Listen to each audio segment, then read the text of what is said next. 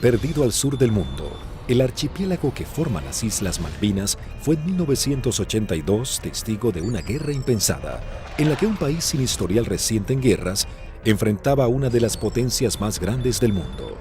Las batallas se llevaron en tierra, en el mar y en el aire. El mundo se llevó varias sorpresas, pero definitivamente la batalla aérea se llevó gran parte de las miradas. Las arriesgadas maniobras de la aviación argentina y los inéditos modos de ataque hicieron que luego de esta guerra los protocolos de defensa naval cambiaran para siempre. 1982 Malvinas, la guerra desde el aire. Por 150 años los reclamos se realizaron de forma pacífica y diplomática. Sin embargo, en 1982, Argentina decide recuperarlas por la fuerza. Como respuesta, Inglaterra hace zarpar a la flota más grande que enviara contra un objetivo desde la finalización de la Segunda Guerra Mundial. La Royal Navy y sus modernos Harrier enfrentarían a la aviación argentina y bombardearían objetivos terrestres en las islas. Estaba a punto de gestarse uno de los enfrentamientos más espectaculares de la aviación moderna. Los Sea Harrier y los Harrier GR-3 llegaban a la zona de conflicto con el objetivo de dominar la batalla aérea. La mayor ventaja de estos cazas es que despegan verticalmente gracias a sus toberas direccionables. A la enorme experiencia de los pilotos británicos en combates aire-aire, se sumaba que llegaban armados con el misil americano Sidewinder IM-9L, capaz de alcanzar a su blanco, aun siendo lanzado desde cualquier posición. Argentina se preparaba para enfrentar a las fuerzas de tareas británicas con diferentes aviones que había adquirido en los últimos 40 años. Si bien tecnológicamente estaba muy lejos del ejército británico, los pilotos tenían confianza en su desempeño. Había que pensar que el A4, el Skyhawk, era un avión que se compró de un diseño de la década del 50. Es un avión que la Fuerza Aérea lo compró usado en el desierto de Mojave, se le hizo el overhaul y se trajo a la Argentina. Voló aproximadamente 140.000 horas antes de la Guerra de Malvinas, o por ahí, o sea que es un avión que tuvimos muchísima experiencia. La flota de la Fuerza Aérea Argentina estaba compuesta por las máquinas que para el momento eran antiguas. En 1955 había iniciado un plan de renovación de sus cazas y bombarderos pesados. Los primeros que habían llegado al país luego de implementar esta política fueron los bombarderos Canberra, que para aquel momento contaban con un sistema de armas de vanguardia.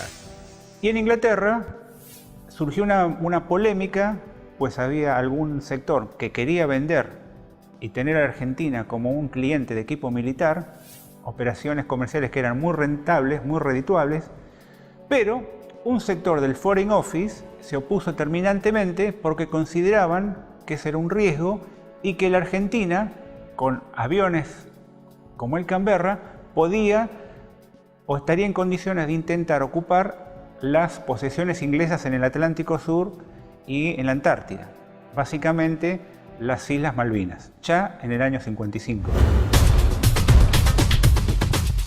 La mayoría llevábamos muchos años en la unidad, habíamos tenido un adiestramiento muy bueno, muy adecuado.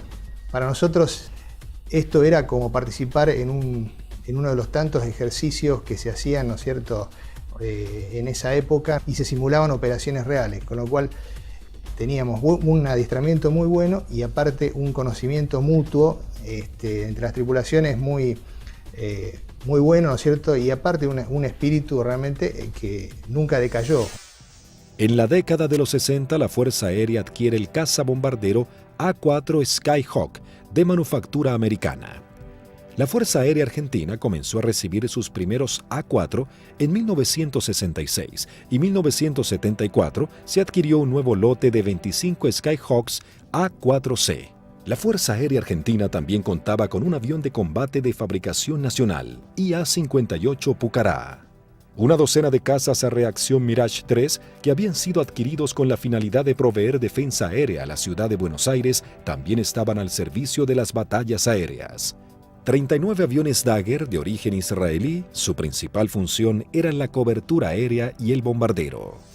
En 1972, la aviación naval argentina adquirió un lote de 16 Skyhawks A4Q, que fueron destinados a la tercera escuadrilla de caza y ataque con asiento en la base aeronaval de Comandante Espora. La tercera de caza y ataque con Skyhawk había desarrollado numerosas técnicas o tácticas propias para atacar naves a mar abierto. Era una unidad desde ese punto de vista muy experimentada y reconocida inclusive por su capacidad. Estos Skyhawks, a diferencia del A4B y C, se caracterizaban por ser un sistema de armas capaz de operar desde el portaaviones argentino 25 de mayo. Pero para finales de 1981, los veteranos Skyhawks habían llegado al límite de la vida útil y la escuadrilla estaba a punto de pasar a retiro. Estaba pasando la escuadrilla por uno de sus peores momentos de la historia. Mejor dicho, el peor momento de la historia. 7 de los 10 aviones que contaba la escuadrilla estaban fisurados. Y eso significaba el cambio de las alas para poder seguir volando con seguridad. Algunos se pudieron cambiar, 2 de ellos se cambiaron el ala, pero los otros, los menos afectados, volaron con el larguero fisurado durante todo el conflicto. Y con respecto a los cohetes eyectores de asiento, también se ordenó que mientras durasen las operaciones no se iban a considerar vencidos esos cohetes, así que volamos con los cohetes de eyección vencidos. Así que el material nos encontraba a principios del 82 con solamente 3 aviones en servicio y que podían volar gracias a que la Fuerza Aérea nos había facilitado en préstamo 3 cohetes eyectores de asiento. Eso sumado a las falencias que ya se veían arrastrando de a tiempo, como los cañones de 20 milímetros que se trababan y que nunca fueron cambiados como pedíamos por los cañones DEFA de 30 milímetros que tanto éxito habían tenido los israelíes con su incorporación. Siempre tuvo apoyo la escuadrilla, pero llegaba un momento de transición. La incorporación de los aviones superestandar significaba que se iba a dejar de operar este sistema de armas, donde una escuadrilla que se estaba formando recibía todo el apoyo y la otra escuadrilla que estaba cerrándose de alguna manera. Finalmente, la Armada Argentina acababa de adquirir una nueva tecnología francesa, el caza bombardero embarcado Super Étendard, capaz de lanzar el misil AM-39 Exocet concebido para ataques a unidades de superficie. La segunda escuadrilla de ataque, aeronaval de caza y ataque equipada con Super Étendard, era una unidad de élite de alta tecnología, pero que recién estaba recibiendo sus aviones y tenía como tarea desarrollar y aprender a utilizar este arma que era muy potente y que no tenía equivalente en la región. También se contaba con un lote de cazas a reacción Air Macchi 326 GB y Air Macchi 339, que tenían la capacidad de poder operar en terrenos desfavorables y pistas cortas. La Operación Rosario, cuyo objetivo fue recuperar el control argentino en las Islas Malvinas, se llevó a cabo en las primeras horas del 2 de abril de 1982. Un grupo de comandos anfibios de la Armada Argentina desembarcó en las islas, redujo a la pequeña guarnición británica y tomó posesión del gobierno. El 2 de abril de 1982 estaba destinado en la 5ª Brigada Aérea, en el grupo 5 de caza, y a las 7 de la mañana, en la presentación normal que hacíamos todos los días, nos enteramos que habíamos recuperado nuestras Islas Malvinas. El 2 de abril, cuando fui hacia la escuadrilla, cuando ingresé, ahí me enteré que habían tomado las Malvinas. Una sensación de incertidumbre. Así que me encontraba de oficial de guardia y en ese momento recibo la noticia de la toma de Malvinas. Me tomó totalmente de sorpresa. Bueno, yo pertenecía al escuadrón 1A4C, que tenía su asiento en la ciudad de Mendoza. Estábamos haciendo unas prácticas en la base de Río Gallegos. Era una práctica usual que tenía la Fuerza Aérea en aquellos años de desplegar escuadrones, se llamaban escuadrones móviles, al sur de nuestro país, como para que todo el personal estuviera adiestrado y conociendo un área de un posible conflicto.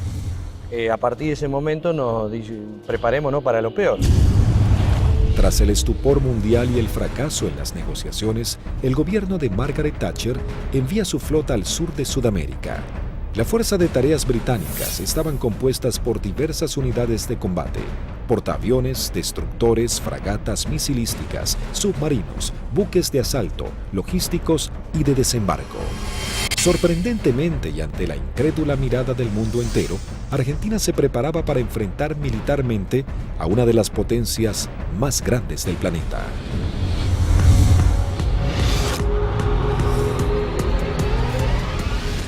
Los pilotos argentinos tuvieron un veloz entrenamiento para aprender a neutralizar objetivos navales sin ser derribados. La operación exigía sortear los sistemas de detección y defensa de los buques para poder aproximarse al blanco y lanzar sus bombas por encima del mismo.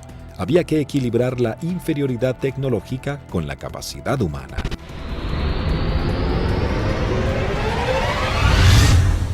Empezamos a buscar la forma de suplir todas las deficiencias que en ese momento contaba el medio aéreo nuestro, que era la 4 Skyhawk. Y obviamente no teníamos contramedidas electrónicas para afectar tanto los radares como los lanzadores que poseían los británicos.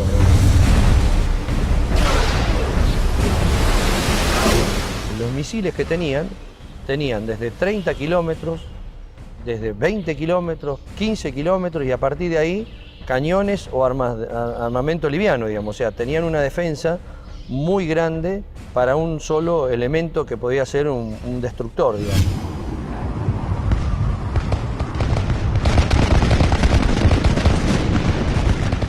Entonces determinamos, con ayuda también de la Universidad del Sur, cuáles eran los niveles de vuelo que teníamos que realizar para poder volar bajo el lóbulo y no ser detectados por el radar.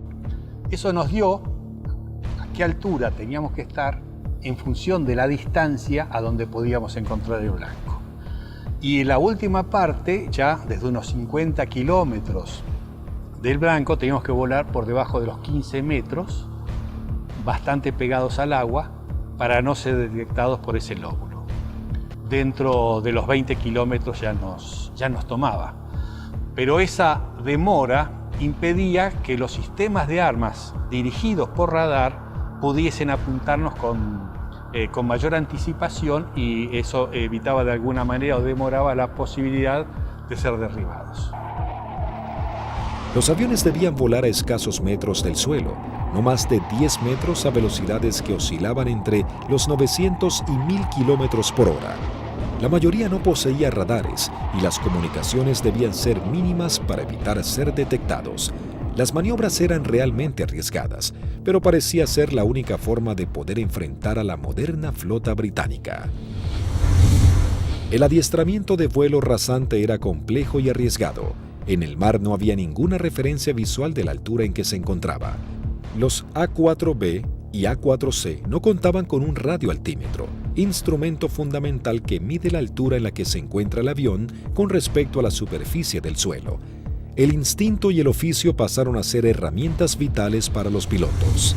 Durante la práctica le tratábamos de decir al guía que volara más bajo, hasta tanto perdiéramos la vista del horizonte mar y ya empezaba a entrar en el efecto suelo del mar, empezaba a cabalgar sobre la turbulencia que producía el aire, cerca del mar.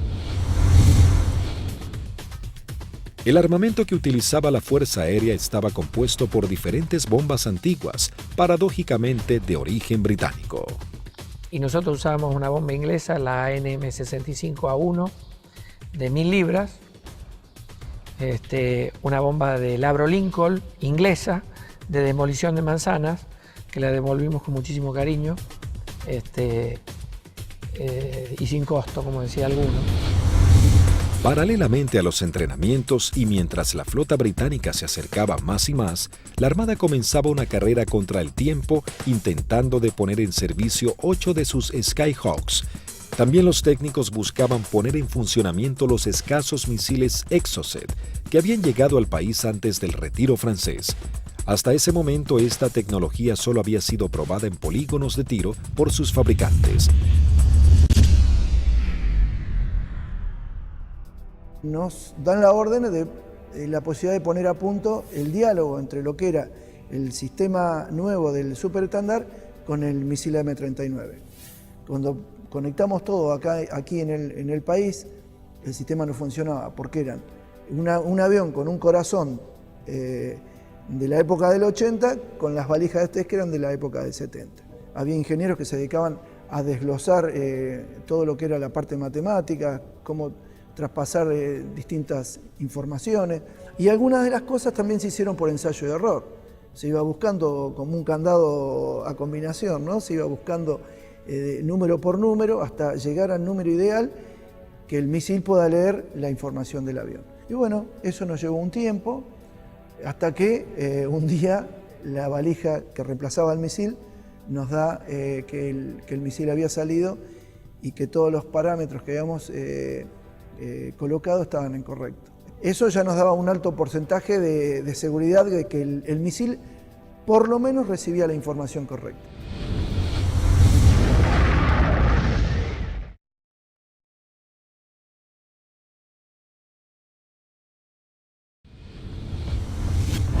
El 25 de abril, la flota británica llega a la zona y realiza sus primeras operaciones bombardeando las islas Georgias del Sur y retomando su control.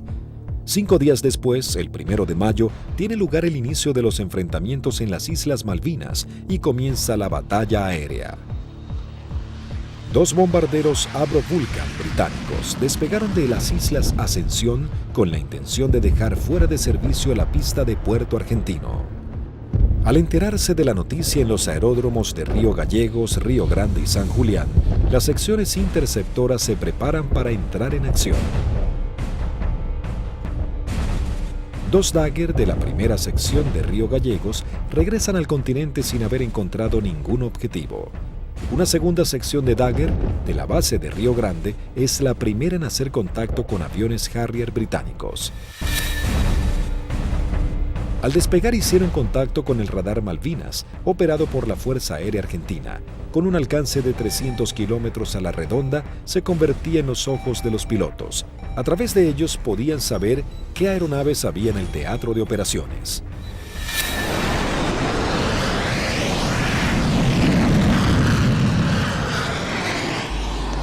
Tienen 2 pichones para ustedes a 120 millas náuticas, 20 grados firme.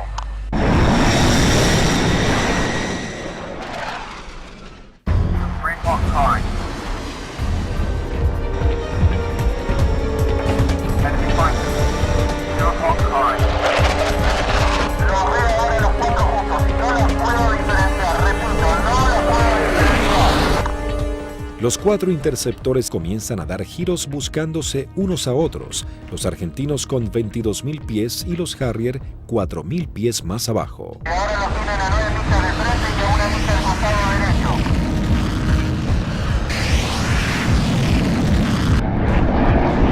Los Harrier, invirtiendo sus toberas, cambian rápidamente de dirección para enfrentar la amenaza argentina. Ahora los Harrier están enfrentados a ustedes, repito, están enfrentados. Los Harrier se niegan a tomar altura para enfrentar a los argentinos, ya que los Dagger tienen un mejor desempeño en altura. Tampoco los argentinos descienden a donde el Harrier corre con ventajas. Por esta razón no se produjo combate alguno. Esa misma tarde se produce la primera baja cuando el primer teniente Ardiles, en uno de los Dagger, armado con misiles Chaffee y cañones, pone rumbo solitario a las islas. Dirigido por el radar Malvinas, aún Eco se acerca a su misión, sin saber que en realidad se aproximaba a una trampa mortal. Lo que erróneamente el radar detectó como un objetivo eran 2 Sea Harriers en formación cerrada. Al descubrir la amenaza argentina, uno de los Sea Harrier se coloca como señuelo, mientras el otro maniobra para colocarse por detrás.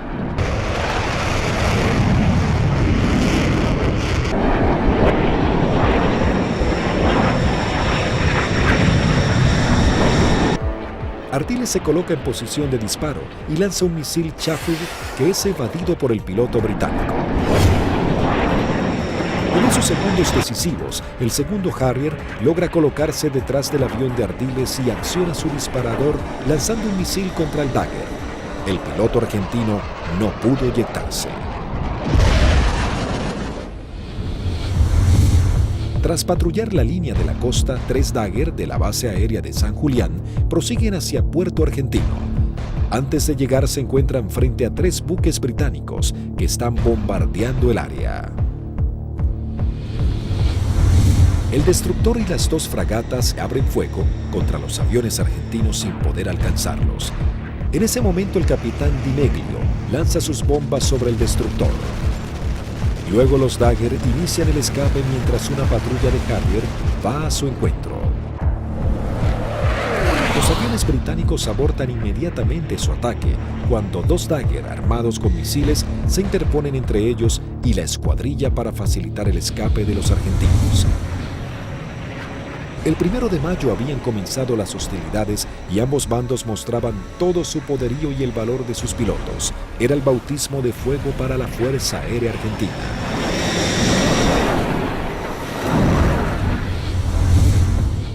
La guerra aérea había comenzado con los primeros enfrentamientos. Los británicos centraban su base de operaciones en la isla Ascensión y desde los portaaviones Hermes e Invencible. El objetivo principal era inutilizar la pista de Puerto Argentino, así dificultar las comunicaciones entre la isla y el continente, comprometiendo las posibilidades de los pilotos argentinos. La pista fue desde ese momento uno de los blancos principales de los Vulcan y los Harriers británicos. La primera baja en la pista es el mismo 1 de mayo, cuando los Sea Harrier bombardean al Pucará del teniente Yukik, alcanzando a su piloto y gran parte del personal que trabaja en el lugar. Fue el primer contacto con la guerra en sí, digamos, ¿no es cierto? En definitiva, nosotros habíamos tenido ya el aviso que había sido atacado Puerto Argentino a eso de las 4 de la mañana, y a partir de ahí nosotros entramos a movilizarnos y tratar de sacar los aviones, porque la mayor debilidad era el momento de puesta en marcha. Es decir, uno estaba sentado y había gente que estaban apoyando en la puesta en marcha del avión, que también la inexperiencia por ahí, uno se pregunta por qué había tanta gente, pero todo con el ánimo de colaborar y que los tiempos para que saliera lo más rápido posible fuera corto.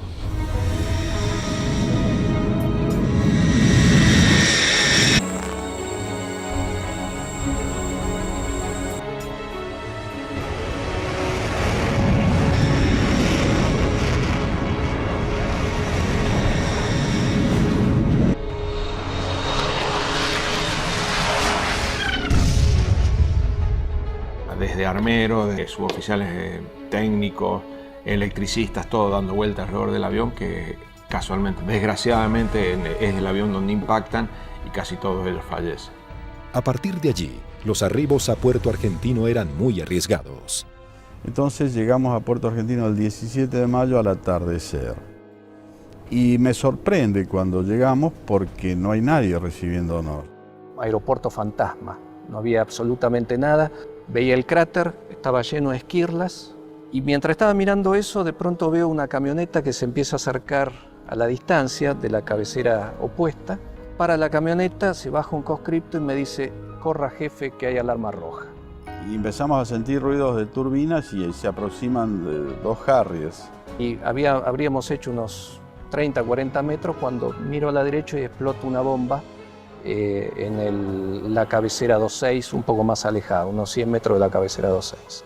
Los Harrier pasaban, hacían la PAC, la patrulla aérea de combate en San Carlos, y a la vuelta con una bomba de 1000 libras en el medio, tiraban la bomba y se volvían. O sea que la cantidad de alarmas rojas era muy abundante. El 2 de mayo, el submarino nuclear británico Conqueror hunde al crucero Ara General Belgrano. En la operación mueren 323 marinos argentinos. La guerra había comenzado de la manera más cruda para Argentina.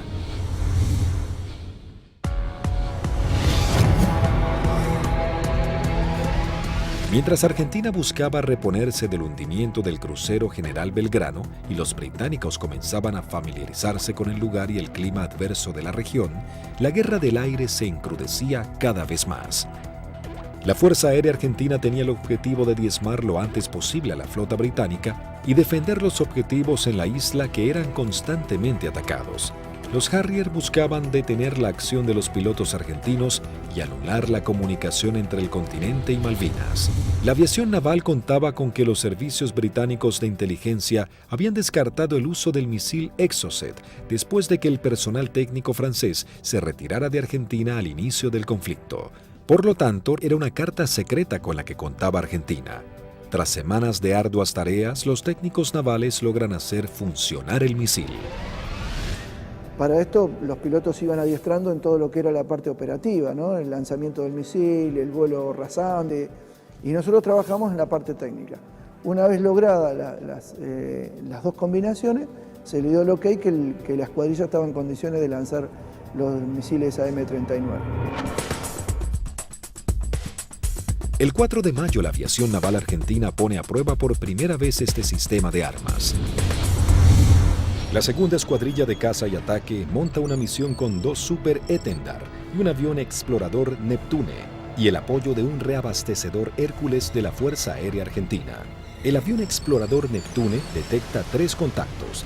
Los 2 pilotos de los Super Etendard, tomando por sorpresa a los británicos, lanzan sus misiles contra el Sheffield. Bueno, ahí fue una satisfacción enorme porque todo el sacrificio arduo que habíamos hecho para poder poner a punto lo que era algo que nos parecía imposible había dado buenos resultados. La aviación naval argentina lograba hundir el primer buque británico y se convertía en pionera en la utilización de esta tecnología. El extremo entrenamiento comenzaba dando esperanzas a los pilotos argentinos.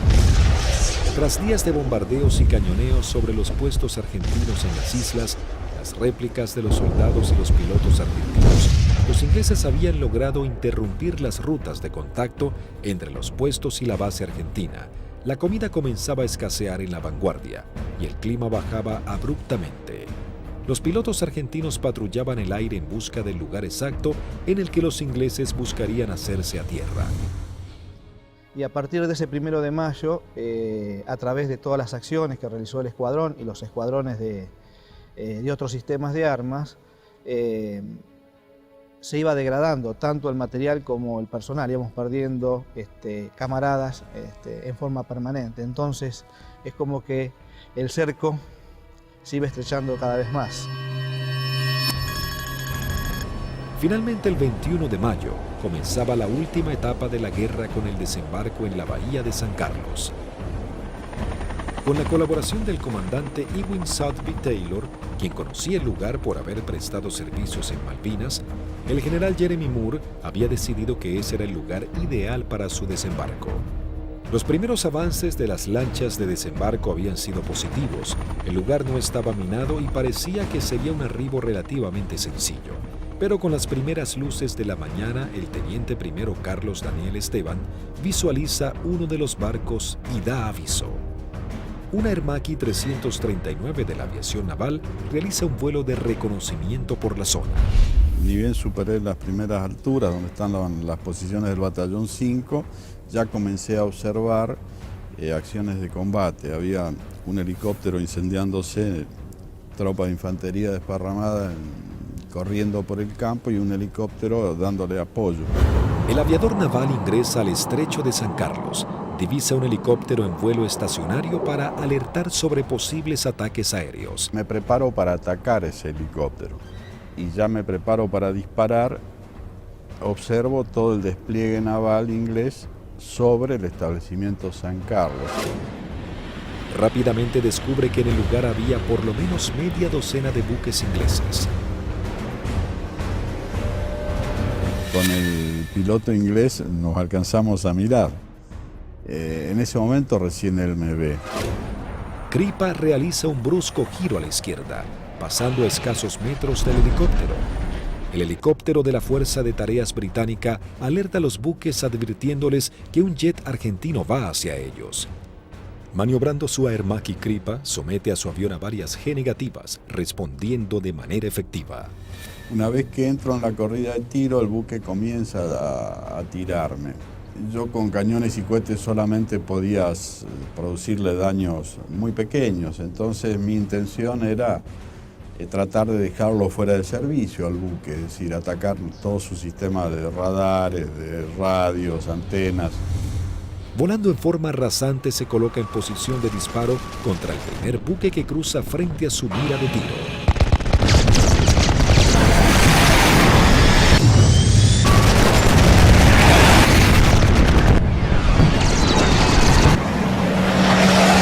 Tuve que recobrar muy fuerte mi avión con mucha fuerza para no pasar y cortar sus antenas.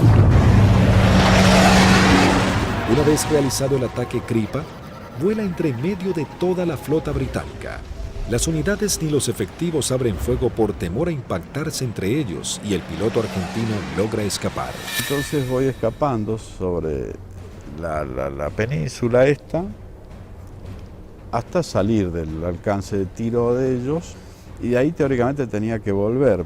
Pero pensaba que si volvía a Puerto Argentino y decía que había muchos buques, nadie iba a pensar que había la cantidad que yo había visto.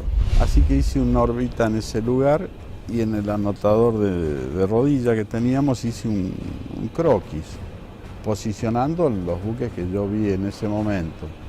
Escuchamos que se aproximaba el Kripa con el avión. Yo cuando voy aproximándome pedí que fueran preparando armamento. Cortó motor y el avión seguía desplazándose cuando ya se había bajado y ahí comentó todo lo que había visto, muy a las apuradas obviamente. Me cargan en una camioneta y me llevan al comando a que yo pase la información que tenía. Tras su arribo al aeropuerto de Malvinas y pasar un informe detallado de la situación, todas las unidades aéreas de la Armada y la Fuerza Aérea Argentina se preparan para realizar ataques a los objetivos navales que se encuentran en la zona de desembarco. 30 minutos después llegó el primer ataque del continente compuesto de una formación de 6 Dagger. El objetivo es el Antrim. Una de las bombas no estalla y queda alojada en la popa de la embarcación. Así logran dejarlo fuera de combate. En este ataque también es averiada la fragata Broadsword con disparos de cañón.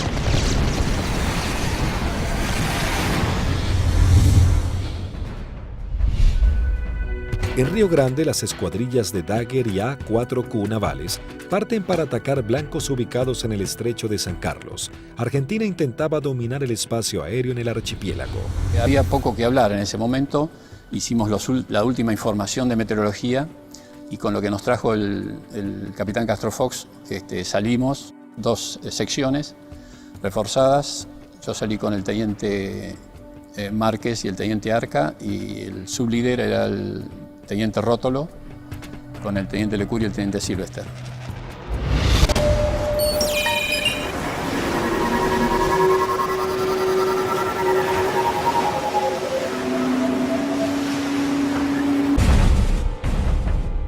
Tres Dagger logran atacar a la fragata Arden lanzándole sus bombas de 500 kilogramos.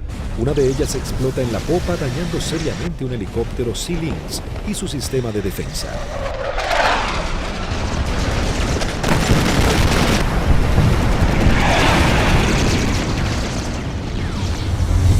En ese instante, 3 A-4Q navales se aproximan en vuelo rasante a la bahía Ruiz Puente en búsqueda de algún blanco.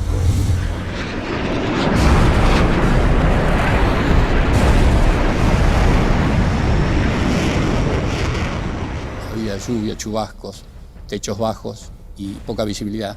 Condiciones totalmente desfavorables en caso de encontrarnos con algún buque inglés, porque su radar y su sistema de detección de blancos nos iba a ver y lanzar los misiles mucho antes que nosotros los viéramos a él. Los Skyhawk detectan visualmente a la fragata Arden visiblemente averiada. Les ordené atacar, conectamos máster de armamento, que era el único punto que faltaba. Iniciamos un giro para atacar desde una posición relativa favorable. Los 3 A-4Q navales se aproximan en vuelo rasante a 900 kilómetros por hora. El teniente Márquez, quien vuela último, ve el impacto producido por una de las bombas de 250 kilogramos del capitán Alberto Filippi, que da de lleno en la popa, elevando una gran bola de humo y esquirlas.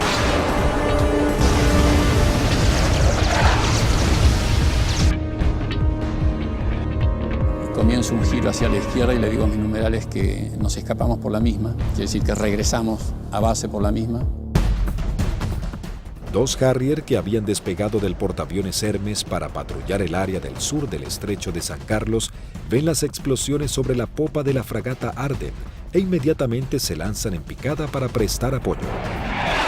Y escucho la voz del teniente Márquez que dice Harrier, Harrier.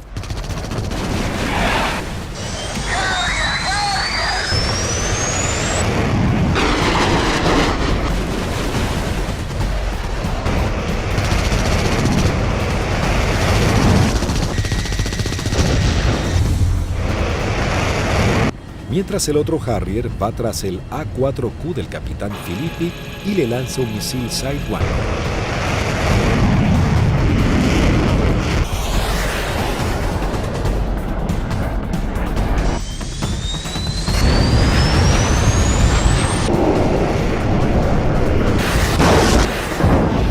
En ese momento escucho una explosión muy fuerte.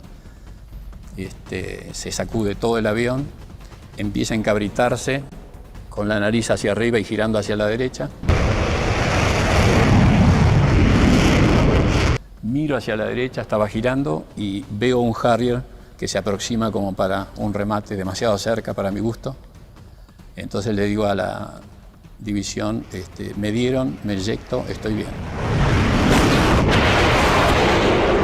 Una fuerte explosión, un golpe muy fuerte en todo el cuerpo, me desmayo. Cuando recupero el conocimiento estaba descendiendo en paracaídas sobre el estrecho de San Carlos. El impacto fue bastante más fuerte de lo que yo me hubiera imaginado. Tuve suerte porque el mismo paracaídas, una vez que entro en el agua, se acuesta y el viento lo infla y el viento mismo me sacan de abajo del agua y me lleva hacia la costa, ¿no? En la costa, bueno, llegué, estaba realmente agotado.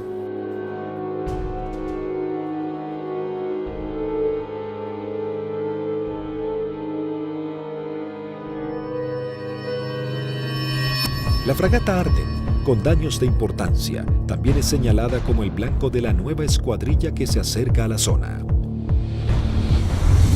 Llegamos al borde de la bahía y vimos un destructor en el medio, una fragata para nosotros tipo 21 en el medio del canal, y esa fue la que señalé y esa fue la que atacamos. El teniente Rótolo dice a babor y vimos a lo que después supimos que era la Arden en el medio del canal, del estrecho. Y sobre eso giramos inmediatamente. Y ya pegado al agua practicamos un zigzagueo que hacíamos bastante violento a baja altura para evitar que los controles de tiro nos pudieran concentrar el tiro sobre nosotros.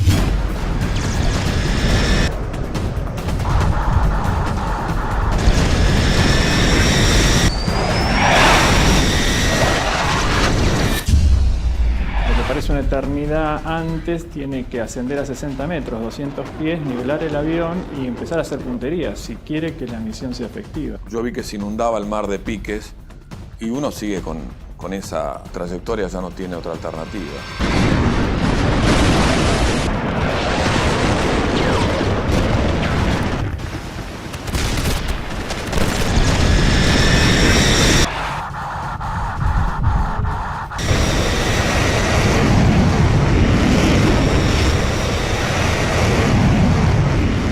Yo vi el lanzamiento de Teniente Rótolo, horquillando el blanco, 2 bombas antes, 2 bombas después, y sobre las columnas de sus explosiones, de las explosiones de sus bombas, lancé yo las mías.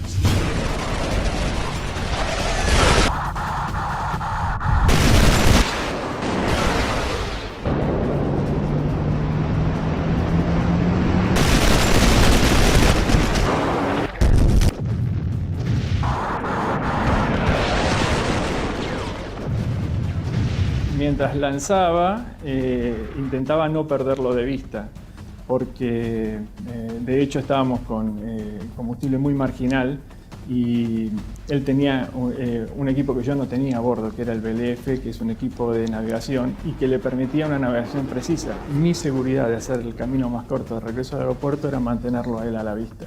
A pesar de todo el fragor del ataque, alcancé a decirle: rompo por derecha y me voy por el morro del costado, y al poco tiempo un silencio y poco a poco fueron apareciendo. Primero Lecour, después Sylvester. Y ahí nos volvimos a juntar.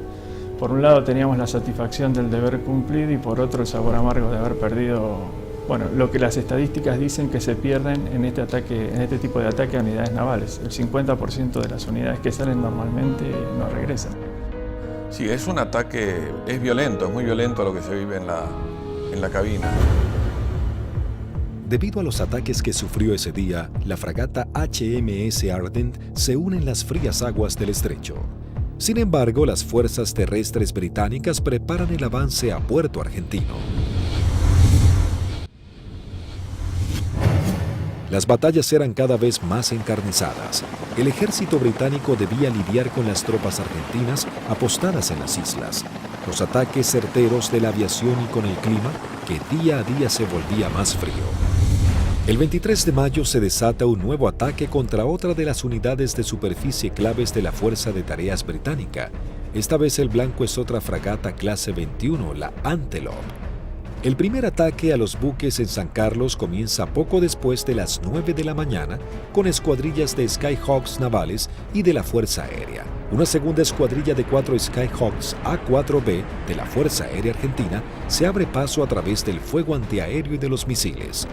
Los A4B a cargo del primer teniente Luciano Guadagnini y el alférez Gómez se dirigen hacia la fragata Antelope para atacarla. Guadagnini inicia su corrida de ataque, lanza su bomba y es alcanzado.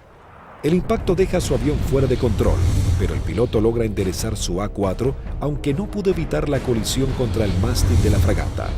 El piloto no alcanza a eyectarse antes del impacto.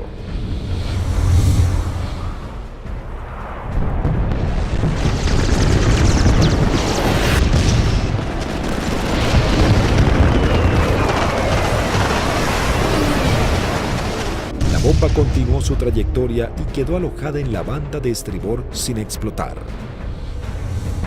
Tras la primera incursión, el ataque a la nave continúa con los A4Q navales, que se aproximan rápidamente en vuelo rasante por la isla Gran Malvina. Pude recorrer bien pegado al terreno en la isla Gran Malvinas y llegamos lo que vendría a ser al cordón muy bajo que hay, pero de unos 450 metros de altura.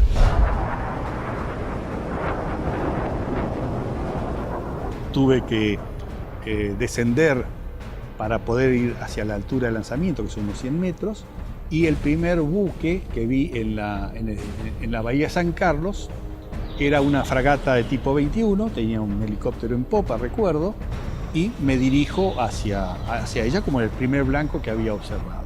La zona de operación estaba totalmente clara, con sol, despejado y el mar muy calmo.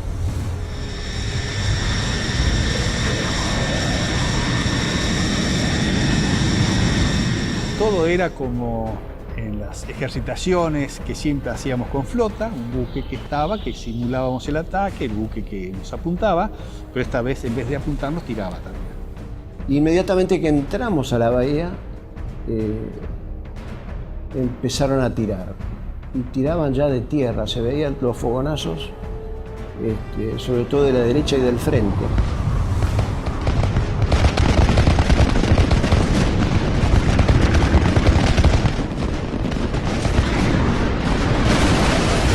Cuando estaba más cerca de la entrada a la bahía, puedo ver sobre la izquierda a un buque que era más redituable como blanco, porque era un buque grande de tipo logístico.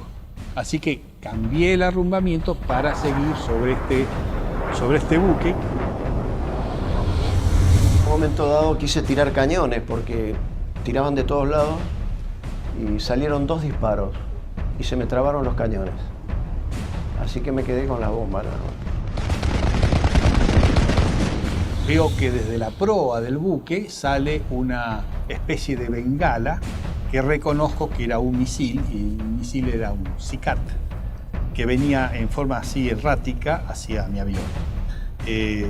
Hago una maniobra evasiva, un fuerte giro hacia la derecha, algo veo pasar por el costado así de la cabina. Pero evidentemente el misil ese me había sacado en la corrida de puntería, que si bien no me derriba, logra el objetivo de que yo no pueda lanzar con mayor precisión las bombas y evidentemente mi salva fue larga. Habían borrado las matrículas de los buques, así que se veía un buque gris clarito sin poder identificar qué buque era. Cuando paso lanzo, eran 2.000 libras de peso que largaba en un instante, el avión hace una cabreada, quiere subir, impido que subo y cuando miro adelante estaban tirando de todos lados.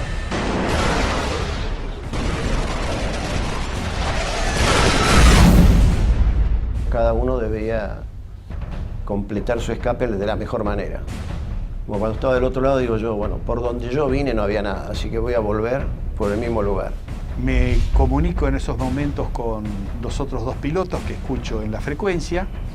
Se los escuchaba contentos porque, bueno, estábamos regresando. Yo aterricé, controlé normal el avión, no tuve ningún problema.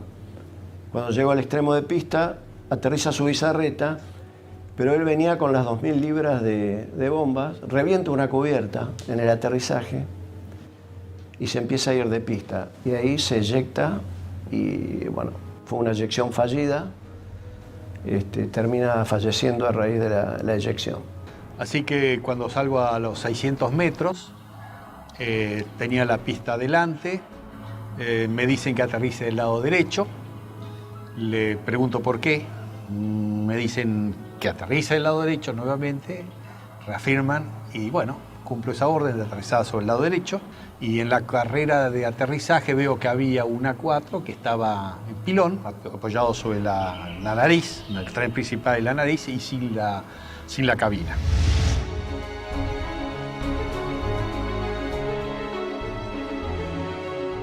No sabíamos nada de los tres primeros y su bizarreta que acaba de morir en el aterrizaje.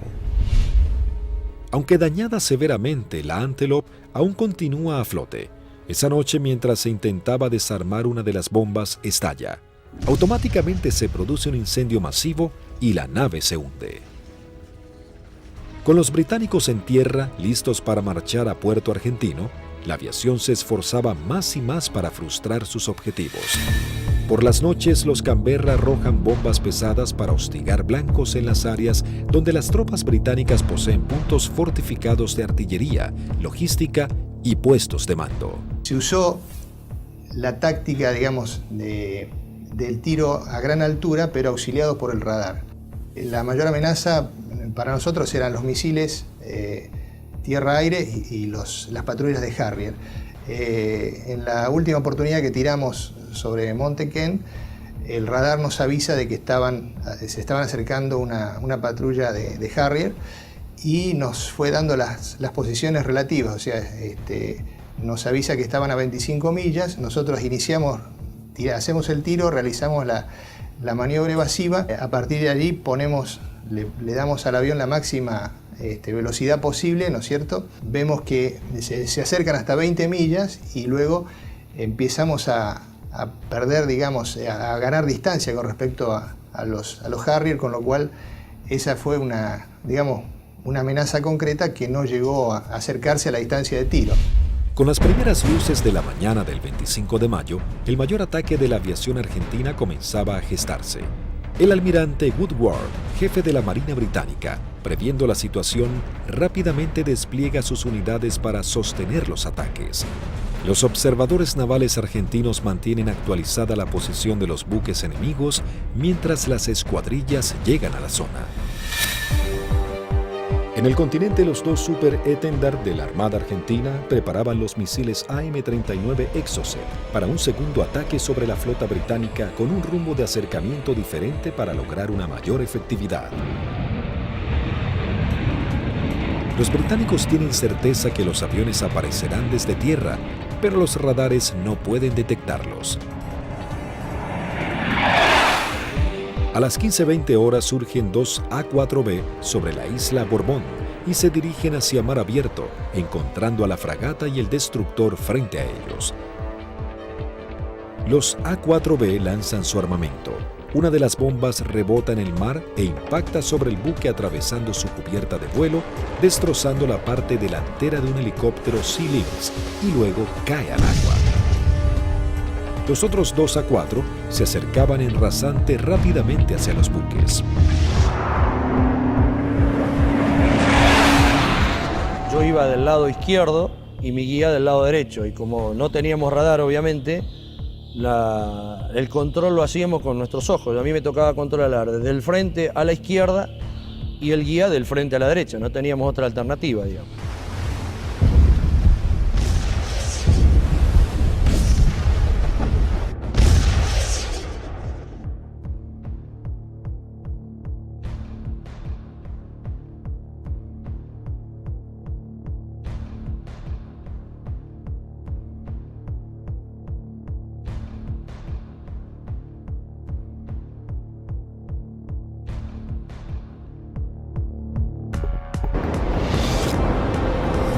Inmediatamente el guía pone viraje brusco a la izquierda, dejando sin opción a Barrio Nuevo de tener que elevarse para esquivarlo entrando en el área de tiro del radar, que al estar en automático, inmediatamente lanza un misil Sea Dart. Escucho a la otra escuadrilla, Carballo, que dice el misil, el misil, el misil. Y Rinque, que venía atrás, le dice no se preocupe que va por otro lado.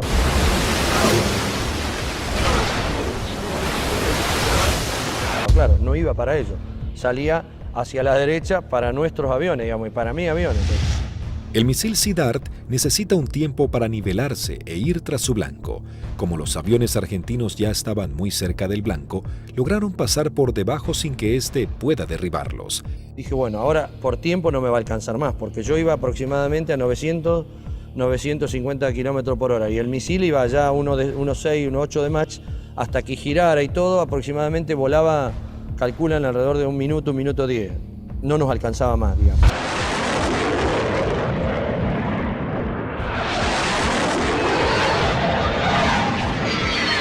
Yo lo veo al guía porque le iba formando un poquito más atrás, unos 50, 100 metros más atrás, y veo perfecta las bombas cuando la lanza y impactan a no más de 1 metro del agua.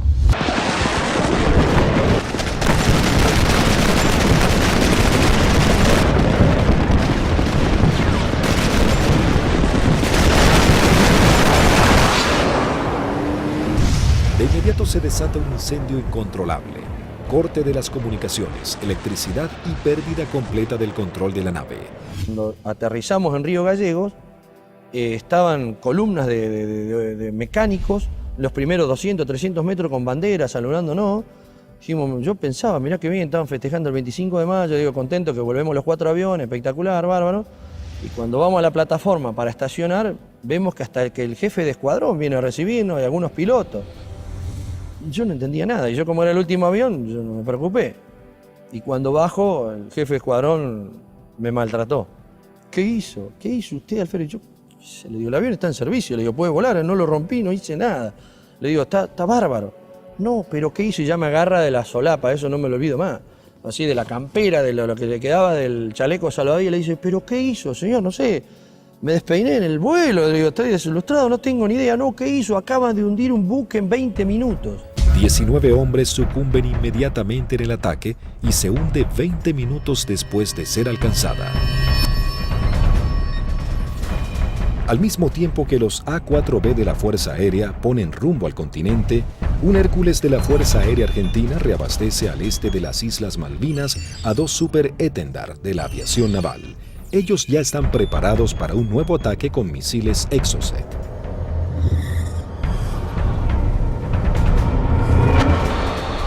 A unos 60 kilómetros de la flota británica, los Super Étendard detectan varios ecos en sus radares. Eligen los más grandes y mientras toman altura de lanzamiento, los datos son transmitidos a sus misiles de manera automática.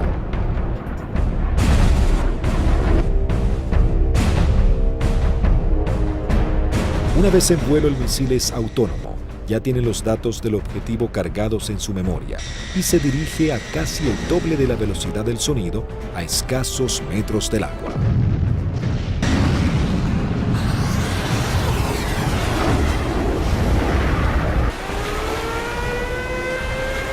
Nuevamente los británicos lanzan una alerta de combate. Los navíos ordenan despegar helicópteros con equipos para señuelos antimisil.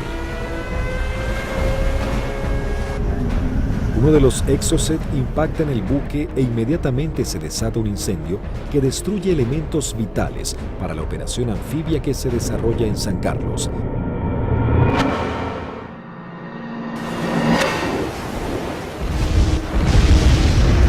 El buque es abandonado y se hunde unos días después. Si bien el daño infligido sobre la flota británica era considerable, cada vez la resistencia argentina estaba más doblegada en las islas. La guerra llegaba a su nivel más desesperante con las bajas temperaturas. Las tropas británicas se preparaban para avanzar por tierra. Sin embargo, los soldados argentinos apostados en las islas no cedían posiciones y los bombardeos aéreos azotaban a la flota británica. Las fuerzas argentinas, visiblemente cercadas en Darwin, resistían con el apoyo de la aviación. El 28 de mayo se proyectó atacar a las posiciones inglesas con los aviones IA-58 Pucará, que desde el 21 de mayo estaban asentados en Puerto Argentino. Conocíamos bastante la zona porque era la zona misma donde nosotros habíamos operado antes, es decir, a los alrededores de lo que habíamos utilizado como campo de aterrizaje nuestro, era la zona donde ya estaban los ingleses aproximándose hacia el pueblito donde estaba la base, digamos lo que quedaba de la base. Yo alcanzo a ver algo que se mueve, levanto y hago una ráfaga de cohetes, siento una voz en la frecuencia de mi radio que me dice desde tierra en Darwin, siga tirando que están ahí, siga tirando que están ahí. Y ahí empiezo a sentir dos disparos también que me empiezan a impactar en el avión. El Pucará, si tiene alguna cosa, es la maravilla del gran poder de absorción de impactos, digamos, porque la manera que yo sentía que me pegaban, digo, me van a desarmar el avión. Yo trato de salir, como los impactos que me pegaban eran casi todos del lado derecho, quiero virar el avión hacia la izquierda y ahí el avión ya no me responde. Bueno, entonces ahí tomo la decisión de eyectarme. Muy bajo, yo ya estaba, creo que no más de 15, 20 metros del suelo. La sensación de estar colgado en un paracaídas no la tengo porque fue como si hiciera un salto desde un techo al suelo, porque fue todo demasiado rápido. Tengo grabado en la memoria que pasa el avión abajo mío todavía y el agujero a través de la cúpula por donde había salido el asiento. Y todavía que le siguen tirando porque se ven trazantes que van hacia el avión.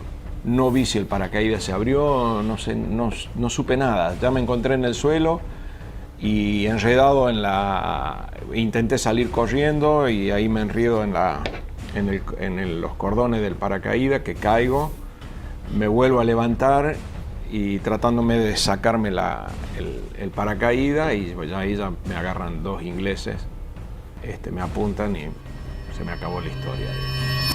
Con las bajas temperaturas, los plazos eran cada vez más cortos y los ingleses buscaban generar un desenlace rápido. La Fuerza de Tareas Británica intenta cerrar su cerco sobre Puerto Argentino. Para lograr este cometido se organiza un desembarco anfibio apoyado de unidades navales en la zona de Puerto Fitzroy el 8 de junio. La Fuerza Aérea Argentina recibe la información del movimiento de dos buques de desembarco británicos. Rápidamente se preparan para lo que sería el día más negro de la flota. Se lanzan desde el continente dos escuadrillas de A-4B, dos de M5 Dagger, listas para el ataque a objetivos navales, y una tercera armada con cañones para diversión. La primera escuadrilla de A-4B divisa y bombardea el buque de desembarco Sir Galahad. También se bombardea la costa en donde los ingleses comenzaban a llegar.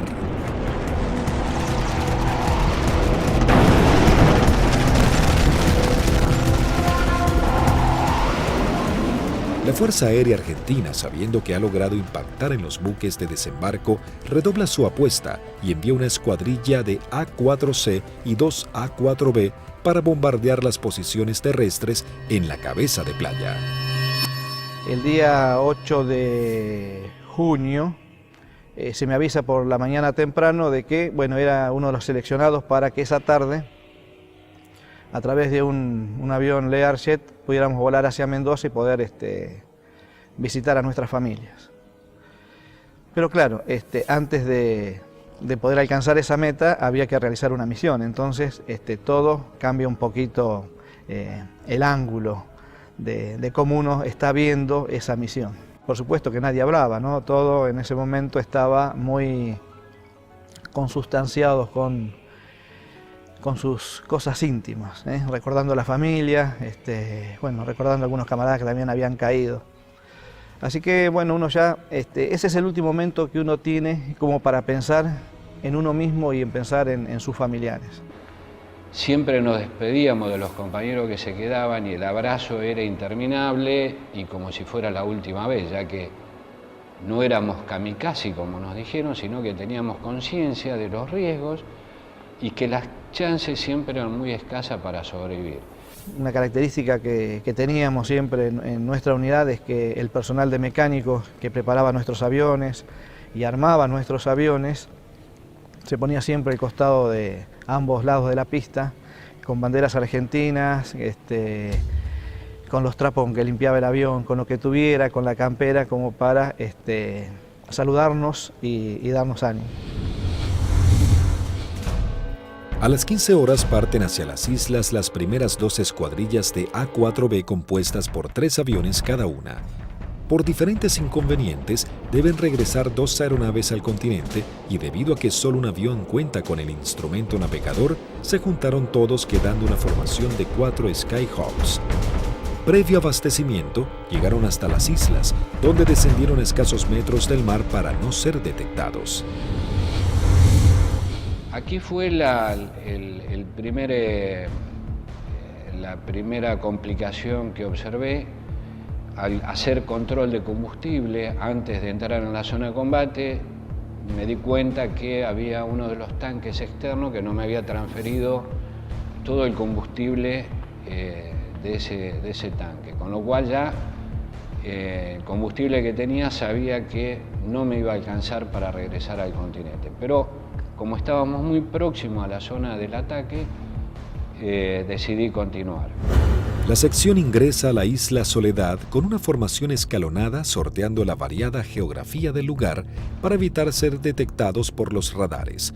Los pilotos saben que no cuentan con el factor sorpresa y que serán recibidos con un intenso fuego antiaéreo. Realmente dantesco, a pesar de que ya teníamos todos experiencia de que nos tiraran, pero era dantesco ver la cantidad de proyectiles 20 milímetros, 30 milímetros, artillería antiaérea y misiles de diversos tipos. Los A4 sobrepasan las defensas aéreas y se dirigen rumbo a Bahía Agradable. En ese momento sucede algo inesperado para Sánchez. El numeral 4 lo sobrepasa, quedando él en 4º lugar. Inmediatamente yo traté de acelerar mi avión para volver a tomar la posición que yo tenía inicialmente en la formación. O sea, trataba de alcanzarlo a Vázquez pasándolo por la derecha. 2 Sea Harrier del Escuadrón 800 giran en círculo sobre Fitzroy. Uno de los pilotos ve aproximarse un avión en vuelo bajo desde el sudeste e inmediatamente le avisa a su compañero. En ese momento, no sé por qué razón, se me ocurrió darme vuelta a la izquierda de mi avión y mirar detrás del avión. Y lo que se veían eran impactos de proyectiles atrás de mi avión, inmediatamente en la cola, y se levantaban surtidores de aguas, varios piques detrás de mi avión. Sánchez, sin saber quién era su atacante, decide continuar con su maniobra para lograr colocarse tercero en la formación. Cuando está sobrepasando al alférez Vázquez, Bolsan, el líder, encuentra al lanchón de desembarco saliendo del seno Choi Seul. Cuando la ve, inmediatamente pone viraje y el resto de los aviones lo siguen, con lo cual los 3 aviones se me vinieron encima mío. Ninguno se había dado cuenta que yo venía tratando de ocupar mi posición, con lo cual los tuve que saltar por arriba, evitándolos, tomé altura, lo cual siempre era un riesgo, porque evitábamos tomar altura en la zona del combate porque era un tiro al pato, decíamos, de cualquier avión o cualquier buque que anduviera en la zona. Ante la atónica mirada de los pilotos británicos, los 3 Skyhawks inician su corrida ataque hacia el lanchón. El numeral 2, teniente Juan Arraras, logra impactar de lleno la embarcación con sus bombas, ignorando la presencia de los aviones Sea Harrier. Hay algo que me llama la atención a mi derecha y a unos 500 metros veo 2 Sea Harrier a la misma altura que yo, bien formaditos, paralelos, un poquito más retrasado el segundo avión, el guía era David Morgan y el numeral Smith. El Sea Harrier lanza su primer Sidewinder hacia el avión de Arraras e inmediatamente Sánchez da la alerta. Cuando vi eso, que lanzó el misil, les doy la voz de alerta a mis compañeros, o sea, misil en el aire, 2 Sea Harrier. Arraras es impactado por un misil en su parte trasera, dejándolo fuera de control. Si bien se eyecta, no logra sobrevivir. El Harrier arremete contra el segundo A4. Tiene en su mira al avión de Vázquez. Lanza su misil impactándolo de lleno y sin que pudiera eyectarse. Realmente ese fue un momento choqueante, quedé muy choqueado porque el pensamiento era hace un instante, era un compañero mío, un amigo mío, un camarada mío, y que desapareciera de esa forma, o sea, me impactó mucho, ¿no? Sin perder tiempo, el Harrier, piloteado por David Morgan, continúa su ataque contra su próximo objetivo. Las maniobras evasivas del avión del primer teniente Bolson no logran evitar el misil. Su piloto tampoco logra sobrevivir a la explosión. Y al volver a entrar en conciencia, inmediatamente fui a buscar los 2 Sea Harrier, ya que yo estaba expuesto también a recibir un ataque. No los vi donde estaban últimamente, en la última posición. Se me ocurrió mirar para arriba y ahí es que veo un Sea Harrier que empieza a hacer, baja su nariz para iniciar el ataque a donde yo estaba en ese momento posicionado. Tras el ataque, el único A4 sobreviviente, en inferioridad de condiciones para entrar en combate, decide desprenderse de todo el peso extra y emprender un escape pegado al mar acompañado de maniobras evasivas. Estaba realmente muy estresado, muy choqueado, con lo cual había cosas que estaba descuidando, entre ellas el combustible.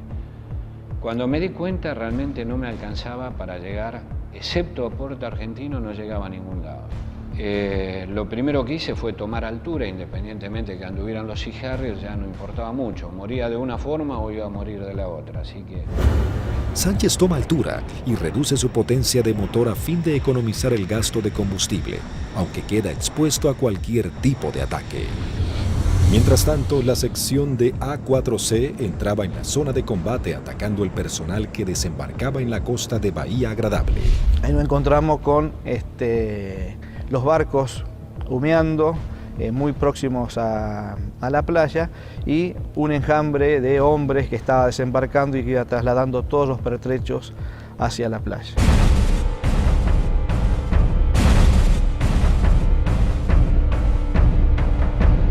A partir del momento en que nos visualizaron, comenzaron a disparar tanto con armas livianas como con los misiles Blue Pie, que son misiles transportados por un hombre.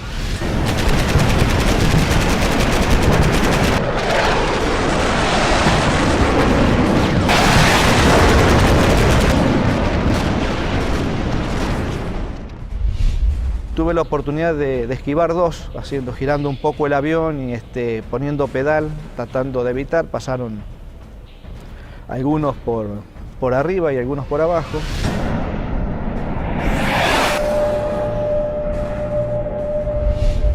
Siento también una explosión en la parte delantera de mi avión, que bueno, puede ser algún misil que me haya tocado, pero pude seguir operando, lancé las bombas y en el momento en que giro a la izquierda veo a mi numeral que está escapando hacia la izquierda con una luz roja que lo está siguiendo. Cuando gira hacia el otro lado veo al numeral del capitán Caffarati también con otro misil en la cola y le vuelvo a gritar, pero hace caso omiso, pero era a través o por el problema que yo tenía de mi equipo de radio. El Skyhawk del teniente Sánchez se encontraba expuesto en altura, con sus cañones trabados y sin combustible para llegar a la base. Toda su escuadrilla había sido derribada y no había sobrevivientes. De la decisión del piloto podría salvarse, caer prisionero o congelarse en medio del mar. Mientras tanto, en algún lugar sobre el océano Atlántico, el teniente Sánchez decide arriesgarse e ir en busca del Hércules reabastecedor, descartando la idea de regresar a las islas para eyectarse y ser tomado prisionero. Cuando vamos camino al reabastecedor, escucho la voz del, en aquel momento, el teniente Sánchez, el Pipi Sánchez, que había sido uno de los únicos sobrevivientes del ataque anterior. Tenía una última oportunidad, si el reabastecedor, el avión Hércules, se había quedado en la zona, me quedaba una chance más. Con lo cual le hice el llamado en la frecuencia de reabastecimiento, me contestó. Las comunicaciones eran dramáticas porque yo estaba desesperado, así que le pedí por favor que si me podía ayudar, necesitaba reunirme con él y que me diera combustible. Él me daba indicaciones de posiciones geográficas, pero yo al no tener mi equipo de a bordo, porque solamente algunos aviones lo transportaban, no tenía forma de ubicarlo geográficamente. Escuchar la voz de él en forma casi desesperada, llamando al avión Hércules reabastecedor para que lo pudiera alcanzar. La tripulación era el vicecomoro Cano y el capitán Rubik. Realmente, si le debo la vida a alguien es a ellos. Siempre digo que son mis segundos padres.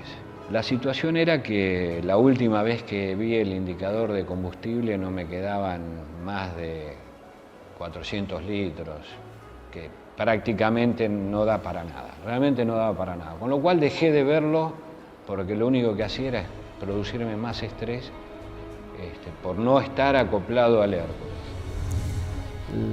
La tripulación del Hércules, en un gesto heroico, se aproxima bastante a las islas y le da la tranquilidad de decirle, quédate tranquilo, pibe, que ya estamos yendo para allá.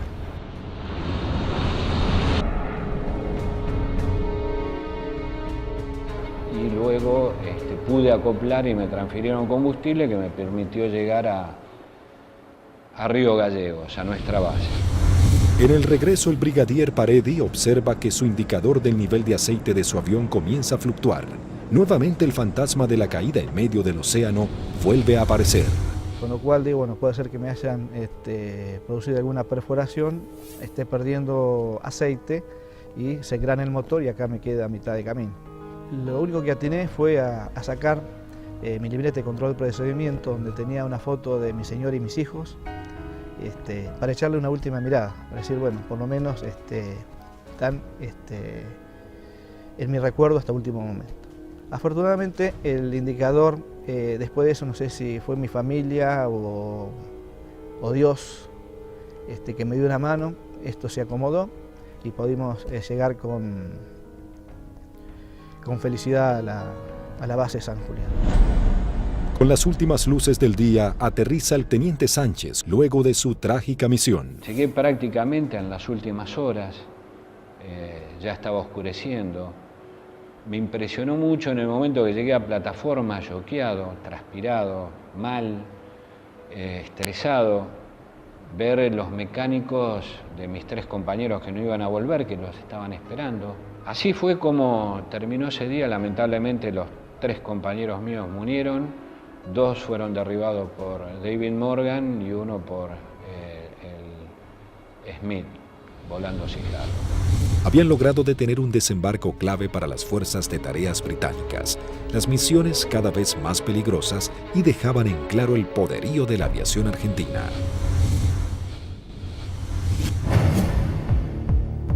La guerra terminaba, sin embargo las misiones de la Fuerza Aérea eran cada vez más arriesgadas. El 13 de junio, a horas de finalmente firmar la dimisión argentina, comienza a tomar forma un ataque que podría haber cambiado el curso de la batalla final por las Islas Malvinas.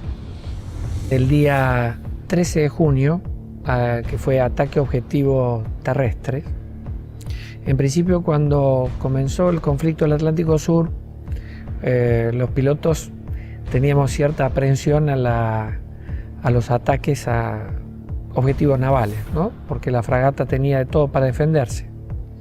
Cuando fue avanzando el conflicto y llegamos ya casi a los finales y los ingleses ya tenían buenas posiciones tomadas en tierra, realmente se complicaba el ataque a objetivo terrestre porque estaban las defensas terrestres, las aéreas y encima las navales, había que sortear todas.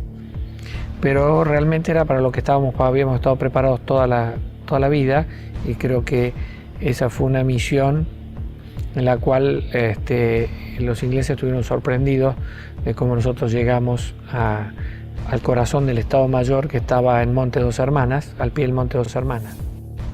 2 escuadrillas de A4B del Grupo 5 armados con 3 bombas retardadas por paracaídas toman parte de la última misión de combate de la Fuerza Aérea Argentina. La acción es osada y peligrosa: atacar y destruir el comando del Estado Mayor británico del general Jeremy Moore, jefe de las fuerzas británicas. En esa misión volamos casi unas 350 millas, un equivalente a unos 700 kilómetros, rasante. Iban tan bajos, tan rasante, que el chorro de los aviones quedaba marcado en el agua. Entonces me resultaba más fácil seguirlos. Y ahí escuchamos al radar Malvinas, que salió en frecuencia, y preguntaba: ¿hay alguien en frecuencia? Fue la primera vez que en mucho tiempo que el jefe de escuadrilla rompió el silencio de radio, el capitán Varela, y dijo: los nenes. Muy bien, dice radar Malvinas, yo tengo, no los tengo, pero tengo una PAC al norte, 2 aviones, etcétera, etcétera. Tengo una al sur, tengo una al oeste y tengo una al este. Le volvió a preguntar el capitán: ¿usted nos ve? El radar Malvinas le dijo: no. Entonces ellos tampoco. A las 12 horas del mediodía, las 2 escuadrillas ingresan al área de Malvinas para dirigirse a su blanco. Cuando estábamos sobrepasando el acantilado, vimos que estaba posado ahí un helicóptero, un Sea Lynx británico, que son los que lo usaban ellos como de vedores. Y yo pienso que ese helicóptero informó la posición nuestra, informó la entrada nuestra a la isla. Inmediatamente de eso, el radar Malvinas empezó a dirigir al aire, dar todos los movimientos a las PAC. Todas las PAC iban concentrándose hacia el lugar de nuestra ruta. Los A4B toman vuelo rasante máximo, en formación cerrada, pegándose contra el terreno para evadirse de los Harrier que venían a derribarlos. El jefe de escuadrilla observó un soldado inglés con su casco y su fusil que subía una colina y lo encontró de frente al avión. Evidentemente estábamos volando muy bajo. Varela iba como siguiendo el terreno, volando bajo, y por momentos se perdía de vista. Cruzamos esa pequeña loma y por delante nuestro había un campamento muy prolijo con unos shelters y una veintena de helicópteros aterrizados en ese sitio, y un despliegue de gente. Los 4 Skyhawks logran sortear el terreno y llegan al corazón del Estado Mayor británico.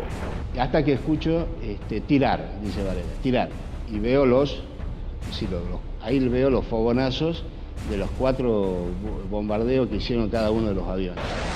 Los A4B se dirigen directamente al cuartel general y lanzan sus bombas. En medio del caos e improvisando la defensa, el general Moore escapa del ataque. Pude ver el impacto de los helicópteros en marcha y el impacto de los cañones nuestros, una mancha marrón que iba pegando en cada uno de las puertas del helicóptero. Yo era la primera experiencia que tenía de haber tirado tan cerca. Incluso uno de los helicópteros despega y, digamos, nos pone el rotor de frente al avión. La segunda escuadrilla, al mando del teniente Cepeda, entra en acción realizando un segundo ataque sobre los cuarteles de Muno. Cuando yo veo ese escenario, ordeno a mi escuadrilla tirar en ese lugar, ya sobrepasado el ataque de Varela, más adelante. Tiramos las bombas y bueno, vamos a salir. Yo salgo, sigo la línea de vuelo y venía un helicóptero, un Siquín, cruzando de mi derecha a izquierda. Y empecé a disparar a ojo, pero como la munición es trazante, me quedaba marcado por dónde iba la munición, entonces yo veía y movía el comando como para que barrerlo al helicóptero con la munición.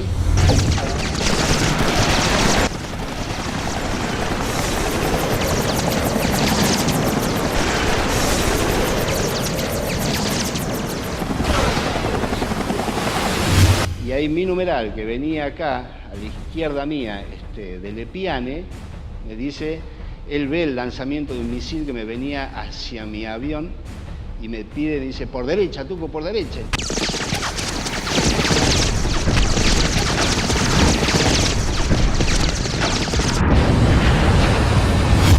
Decidimos salir en forma individual, atravesando las islas, con regreso al continente, por a San Julián. Los A4B emprenden su regreso al continente volando rasante. Algunos de ellos con averías deben ascender para economizar combustible. Las situaciones individuales de los pilotos se vuelven complejas. Utilizo mi avión y veo a mi derecha, abajo a mi derecha, una sombra de un avión, de un perfil de un avión. Uy, es un Harrier. Me viene siguiendo un Harrier. Entonces ahí empiezo a hacer maniobras evasivas de viraje de máxima performance, de mucha G, tanto para la izquierda como para la derecha. Izquierda para la derecha. Y cada vez que nivelaba el avión, veía, estaba la sombra. Yo digo, pero este Cristo no se va. Digo, ¿cómo hago para sacármelo de encima? Miraba por el espejo, miraba por el otro espejo, miraba para atrás, parecía una lechuza, daba la vuelta a la cabeza así, miraba por un lado, miraba para el otro y estaba la sombra ahí. Era mi avión, era la sombra de mi avión.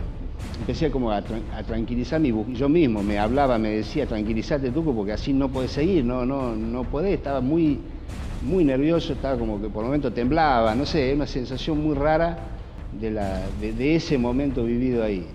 El numeral 2 de la escuadrilla que nos seguía empezó a perder combustible, notar que perdía combustible en forma muy grande, ese fue el alférez de Lepiane. Otro momento terrible de esa misión, cuando el piano me pregunta si qué hacía.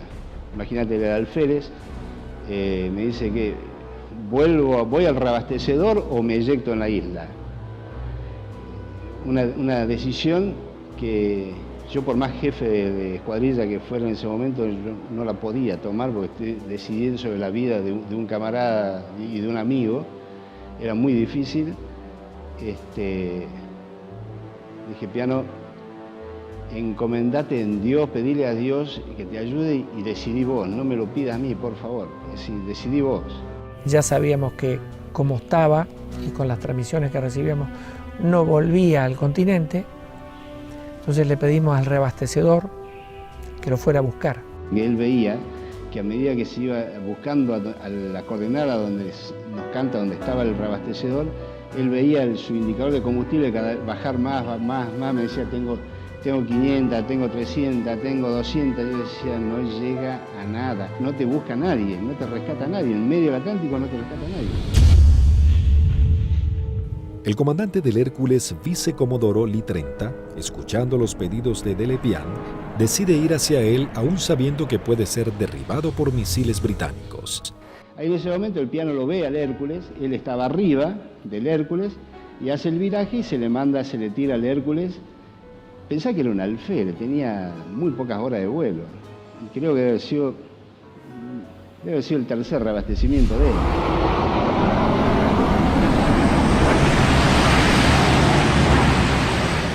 Ahí el reabastecedor se arrimó a las islas en un acto de arrojo terrible, ascendió, lo buscó, lo encontró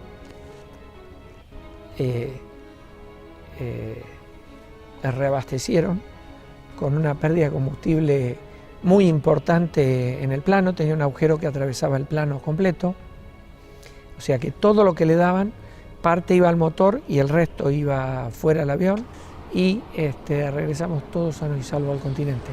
Todos llegamos, incluso de Lepiane.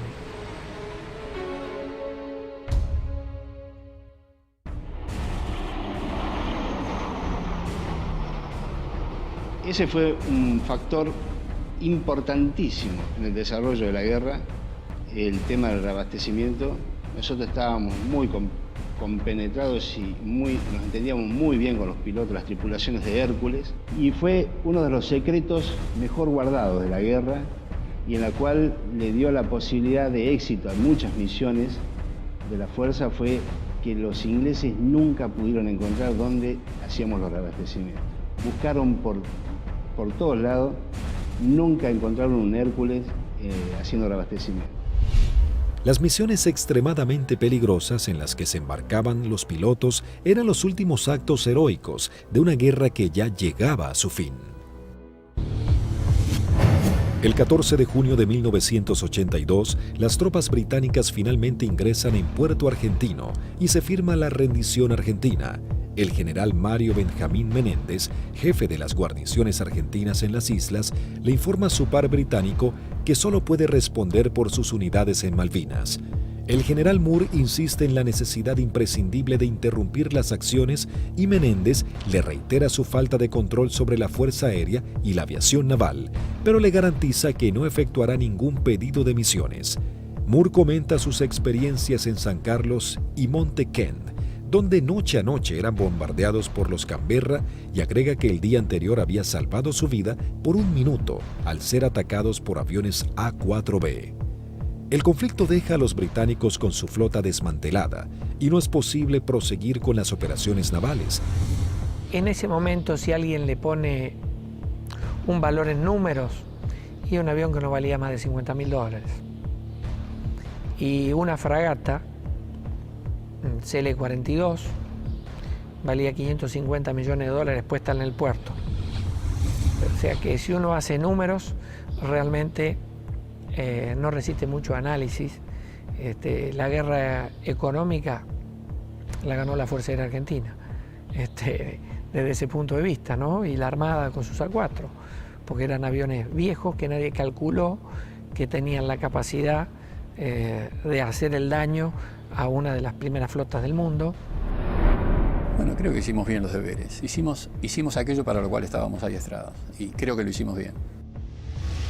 Yo creo que esa es la demostración más grande del profesionalismo y de la cadena que hace que ese hombre, en definitiva el último eslabón, llegue y cumpla con su objetivo.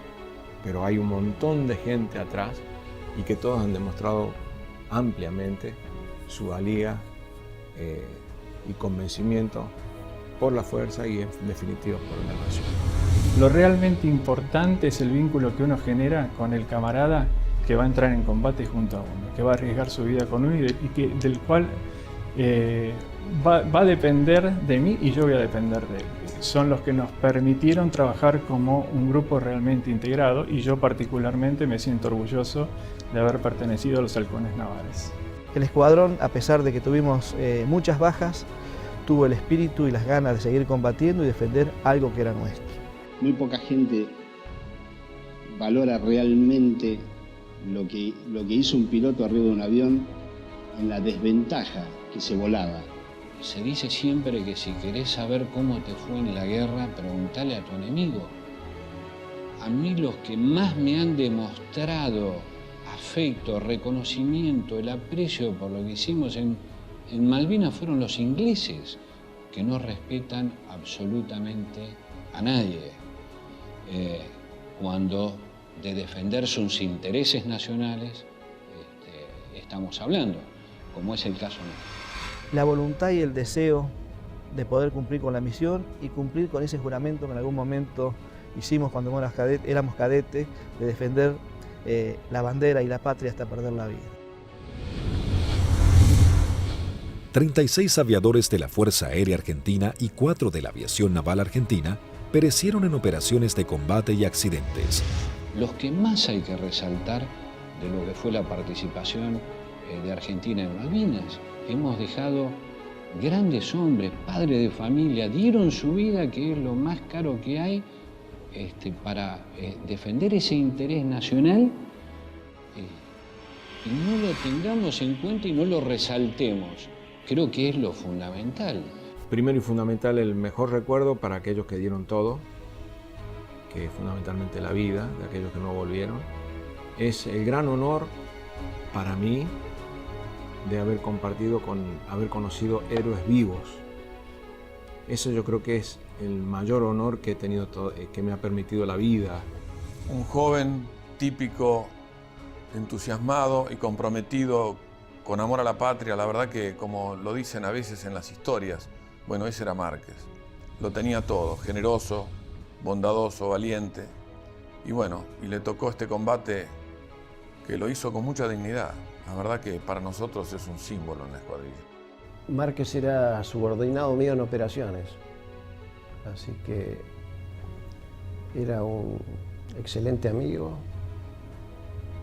y un gran profesional. A él le tocó quedarse como custodiando nuestra soberanía. Pero yo siento que su vida, aunque fue muy corta, fueron apenas 29 años, él vivió una vida muy plena. Fue tras un sueño, que fue volar, y lo logró, lo alcanzó. Y durante todos estos años lo necesitamos, sobre todo su familia, su esposa Graciela y sus 2 hijos, Andrea y Lucianito, que no alcanzó a conocer, no había nacido todavía cuando él fue para las Malvinas. Y si yo tuviera que decirle algo, le diría: misión cumplida, querido hermano. Allá están y nos siguen esperando. Malaver, sigue esperando Bustos, Gavassi, Nívoli, Ibarlucea, Arrarás, Vázquez, Bolzán, todos nos están esperando. Así que es un dolor que todavía uno lo está tratando de superar, a pesar de los 27 años. El conflicto de Malvinas dejó un sabor amargo, pero marcó la impecable profesionalidad de los pilotos argentinos, quienes con tecnologías claramente inferiores y algunas que ni siquiera habían sido probadas, lograron dar batalla y sorprender al mundo con maniobras y estrategias de combate que jamás se habían utilizado. Si Argentina la recupera, será por la vía diplomática, con inteligencia, con trabajo. Es como se lo explico a mis hijos. Malvinas, con toda la calma del mundo, significa la persistencia de la necesidad de recuperarlas.